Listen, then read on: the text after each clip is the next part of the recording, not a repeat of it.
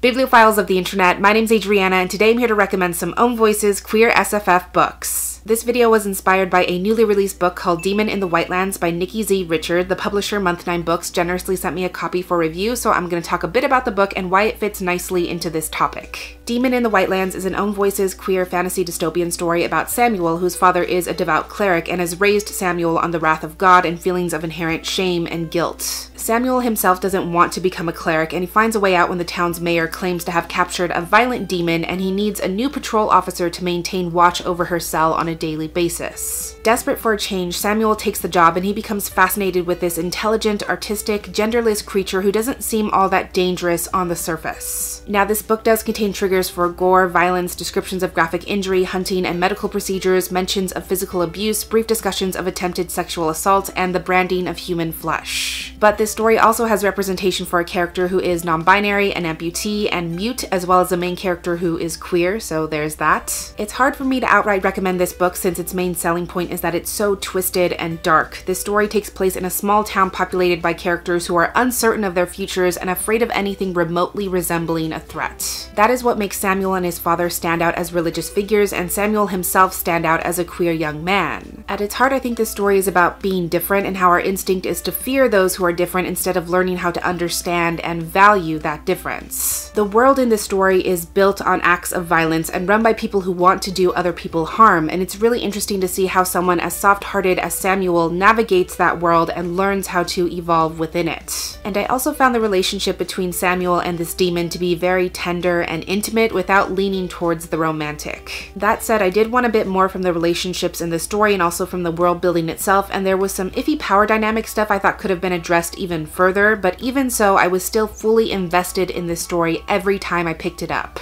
If you're interested in supporting fantasy stories with NB characters, disabled characters, and queer characters, especially stories written by trans authors, then this is definitely an option for you if you would like. The publisher is also doing a giveaway for Demon in the Whitelands, so that link will be down below, and if you would like to win a free copy of a dark queer fantasy story, then you can give that a look. Moving on, the next Own Voices queer SFF story that absolutely had to be on this list is The Disasters by MK England. This is one of my absolute favorite things I read for the Queer Lit Readathon. MK England is a non-binary author, and this is their debut rip-roaring sci-fi romp about Nax, who has always dreamed of becoming a pilot, but once he finally gets into this elite space academy, he is kicked out before classes even start. And it just so happens that as he and the other washouts are boarding the spaceship back home, the station is attacked by intergalactic terrorists, and now Nax and his fellow dropouts are the only witnesses and the perfect scapegoats. You need this in your life if you enjoy flirtatious queer banter, A+ banter, and humor all around, stories about found family, awesome action sequences, and an incredible diverse cast. This story has a bisexual Iranian protagonist, a black British love interest, a crewmate with anxiety and panic attacks, a hijabi hacker, and a trans Kazakhstani badass who literally kicks ass. I think my favorite thing about this story is that it's about finding value in skills and people that have been devalued at every stage, because these crew members were kicked out of the academy for not fitting the standard in some way. But that doesn't mean they can't pilot a ship, work together, learn to trust themselves, and save the fucking world, right?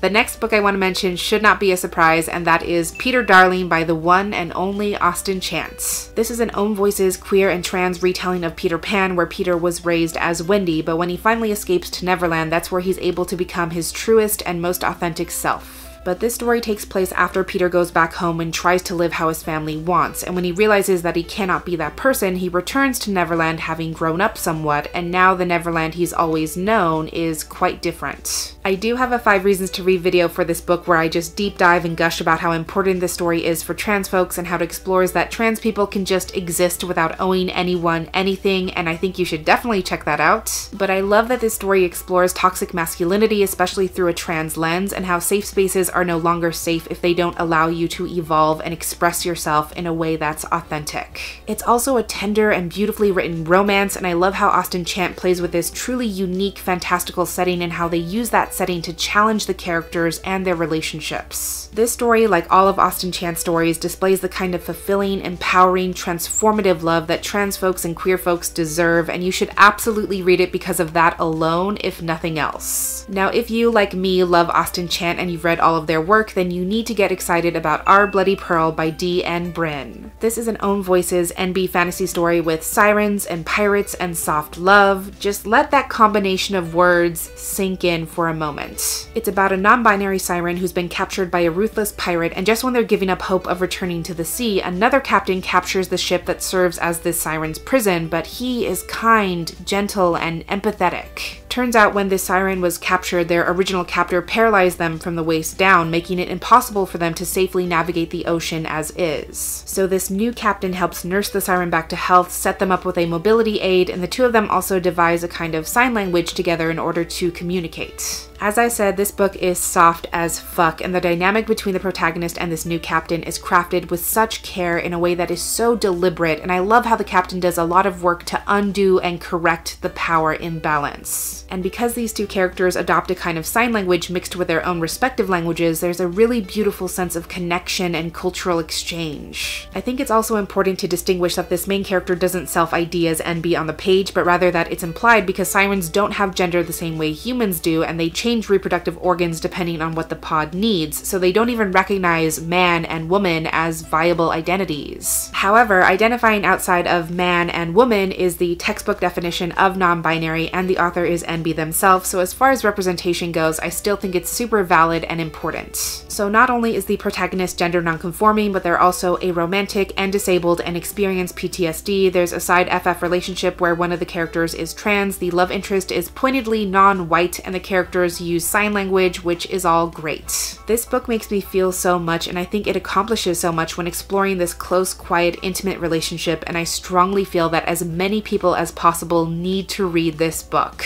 Next up, I want to mention an author in general because you can't go wrong with anything they write, and you know it's gonna be queer AF, and that is Yoon Ha Lee. Yoon Ha Lee is a Korean-American trans author, and their 9 Foxx Gambit series, full offense to the haters, is chef's kiss. That story is about this disgraced captain, Kelchetis, who's being punished for using unconventional tactics in the war against the heretics. So to save her career, she's forced to take on the undead soul of this master tactician known as Shuos Jidao. However, Jidao was executed in the first place because he massacred his own army, so that's not great. 9 Foxx especially is such a thoughtful commentary on transness while not being about transness, because you have this character who identifies one way, and when she sees her reflection or her shadow, she sees someone else. And queerness in all its forms is always effortlessly woven into all of Yoon Ha Lee's stories in a way that acknowledges and celebrates queerness while not necessarily centering queerness. And they always incorporate gender-neutral pronouns and build many different genders into their universes. It's just brilliant. They have such a fundamental understanding about how interpersonal politics and the ever-changing nature of humanity affects the world at large, and you will see that in every single one of their books. And lastly, even though it may not be confirmed Own Voices, it doesn't even matter because I could not make this video without talking about the criminally underrated The Abyss Surrounds Us duology by Emily Skrutskie. It's about a badass queer Asian girl named Cassandra who lives in a world where these genetically modified sea monsters known as reckoners have been created by the government to protect cargo ships and passenger ships as they pass through the pirate-infested waters of the Neo-Pacific. Cassandra is a reckoner trainer in training, which means she will one day be one of the few people who can control these sea monsters, but during her first solo mission, the ship is captured by pirates and Cassandra is kidnapped and forced to join the pirate crew to train an unhatched reckoner pup for reasons she cannot begin to guess. I have so much love for this duology because it's exciting, it's action-packed, it has great slow burn enemies to lovers romance, and you really get to see Cassandra's understanding of the world shift as she starts to think about why the government created these creatures and who they're really trying to protect. It's a great rumination on privilege and how, as always, it's the people in power who get to control the narrative and decide who are the good guys and who are the bad guys and who gets all the resources. And once Cassandra becomes part of this culture that is by definition outside of society, things start to make a different kind of sense. It's really fascinating to see Cass grapple with who she is and what her future might look like if she throws her lot in with these pirates and betrays the person her family and this world has intended her to be. Plus, I just think it's really cool and gives me all the queer Pacific Rim type vibes, and I definitely recommend it. Now, I do want to point out that this was never intended to be a definitive nor exhaustive list. There's a lot of honorable mentions when it comes to queer SFF, like The Long Way to a Small Angry Planet, The True Queen by Zen Cho, Wilder Girls by Rory Power, In Other Lands by Sarah Rees Brennan, On a Sunbeam by Tillie Walden, An Unkindness of Ghosts by River Solomon, The Sidekick Squad series by C.B. Lee, Swordspoint by Ellen Kushner, among many, many other books. For fans of new releases, there's also stuff like Gideon the Ninth by Tamsyn Muir and The Grief Keeper by Alexandra Villasante, which I recently read for the Latinx-a-thon and really enjoyed, so there's definitely a lot of choice. So get out there, read widely, educate yourself, and in the comments below, feel free to mention any other queer SFF books that you think everyone should read at least once. But that's everything I had to recommend today. Thank you so much for watching this video. I really hope that you enjoyed it, and I'll catch you on the flip side of the page. Bye!